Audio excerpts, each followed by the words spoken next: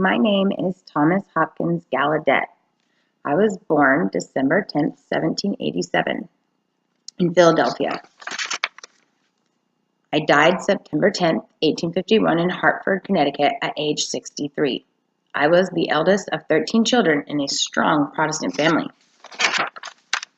My parents were Peter Wallace and Jane Hopkins. My father, Peter Wallace, was a personal secretary for President George Washington.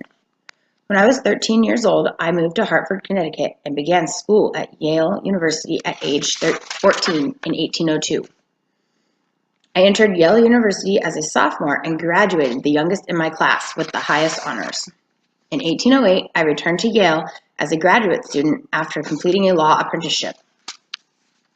I tried my hand at law, teaching, business, and even at traveling salesman until I felt called to ministry. From 1811 to 1814, I attended Andover Theological Seminary. Upon graduating from seminary school, I met Alice Cogswell, a 9-year-old deaf and mute girl, and her father, Dr. Mason Cogswell. Dr. Cogswell urged me to seek out methods of teaching deaf students. So I embarked on a journey through Europe in search of established systems of symbolic instruction to bring back to America. My travels in Europe began during 1815, and during my time spent abroad, I investigated the brainword method used in London and Edinburgh, as well as learned the advanced techniques practiced by Abbé Sincard with deaf mutes in Paris. Sincard and two of his faculty members, Laurent Clark and Jane Massot, invited me to the institution where they worked to study manual communication and its methodology. Intrigued by Clark's fluency in sign language, I persuaded him to return to America with me in 1816 and began raising funds to establish a school for the deaf.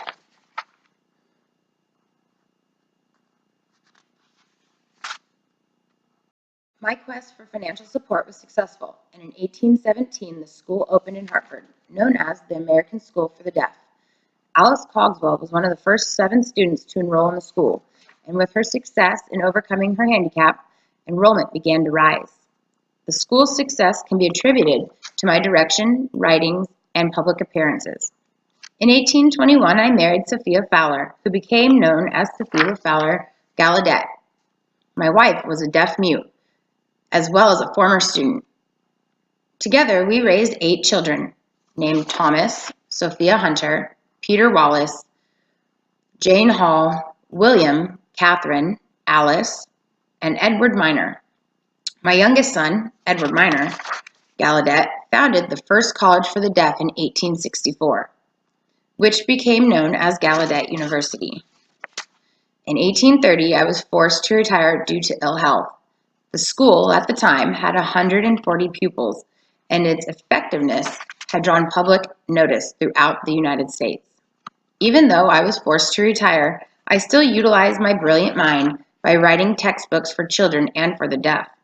While I was not born deaf, nor hard of hearing, and came from a family who were all hearing, I was severely impacted by the muteness of Alice Cogswell and the desperate plea for education proposed by her father.